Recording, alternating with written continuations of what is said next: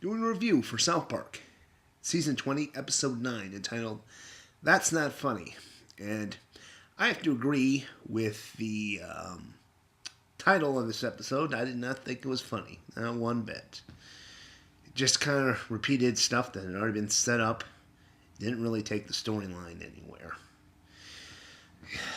You know, another episode that's there just to be there. We'll start with Kyle's storyline. So last episode, you saw him and Ike running out after Kyle figures out that his dad is, Skank Hunt 45, 41. But now he's back in the house getting bitched at his mother for some reason. And it's like, what? Weren't they going somewhere? They were in motion. I thought it was going somewhere. And of course, it's all him trying to find out where their dad is and using the computer and pissing off their mother. And Kyle has this epiphany that he needs to be a kid. He needs to, not be such a goody two shoe, which didn't make any sense for his character. He's always been one of the boys. He gets in the same trouble that they do. He swears. He can be the voice of reasoning sometimes, but he's always just been one of the boys. So this idea that he's not having fun being a kid, I don't know where that's coming from. And then at the end of the episode, Ike and Kyle lock their mother into a closet and take off again.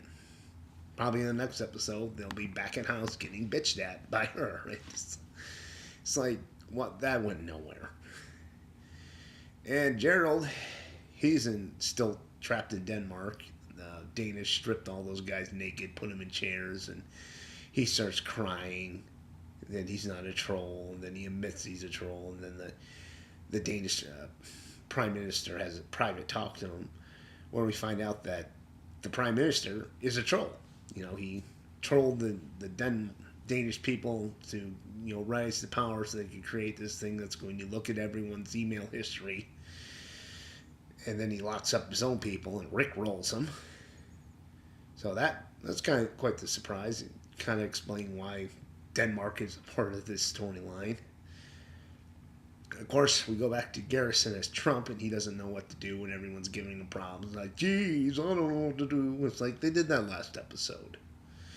And he almost nukes Denmark because Mr. Slave calls him a little bitch. It's fun to have Mr. Slave back, but then Kyle calls him a little bitch for listening to Mr. Slave. So I don't know what he's going to do in the next episode.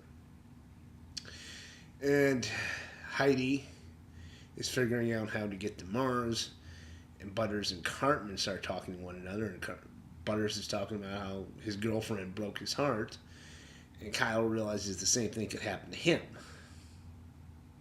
So that's going to be over with probably by the end of the season. And Cartman's going to go back to being old Cartman. I still think it's going to be funny if, they show everyone's email thing and you find out that Heidi was just as bad as him or something. And I can't think of anything else that happened in this episode. I noticed a few things that were missing. The member berries, where were they? They've been a part of this season. Well, they've been a part of this story season long, and there was no mention of the member berries in this episode. I guess they couldn't work them in, or maybe they didn't remember them. But I can't see how they wouldn't remember the member berries. You remember the member berries. I remember them. I want to find out what's the power behind them. What's that all about? I said George Lucas, but I don't see that happening. I'm kind of, at this point, I'm just waiting for this season to be over with. And we'll see how it ends.